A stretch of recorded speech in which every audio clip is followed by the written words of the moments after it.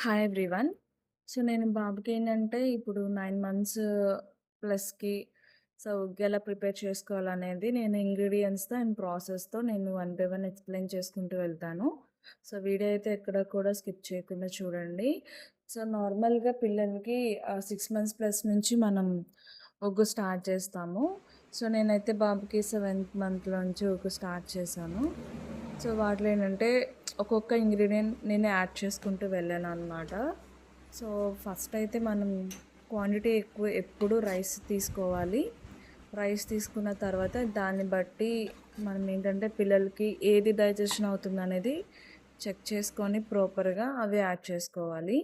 So, నేను rice 3 గ్లాసులు తీసుకున్నాను. దాంట్లో మినపప్పు, కందిపప్పు, ఎర్ర కందిపప్పు, పెసరపప్పు, కొంచెం పెసలు, బాదం, జీడిపప్పు అండ్ ఏరుశనగగుళ్ళు. సో, ఇవన్నీ తీసుకొని నేను వాటినేంటంటే కొంచెం వాష్ చేసుకున్న 2 టైమ్స్. వాష్ చేసుకున్న తర్వాత వాటిని ఇంకా ఫ్యాన్ గాలికి నేను ఎండలో ఏమి ఆరబెట్టలేదు. సో, ఫ్యాన్ గాలికి ఆరబెట్టుకున్నాను. ఆరిపోయిన తర్వాత మంచిగా వాటిని డ్రై రోస్ట్ చేసుకున్నాను. మరీ ఎక్కువ వేయించుకోక్కర్లేదు. సో, మీడియంలో వేయించుకోవాలి.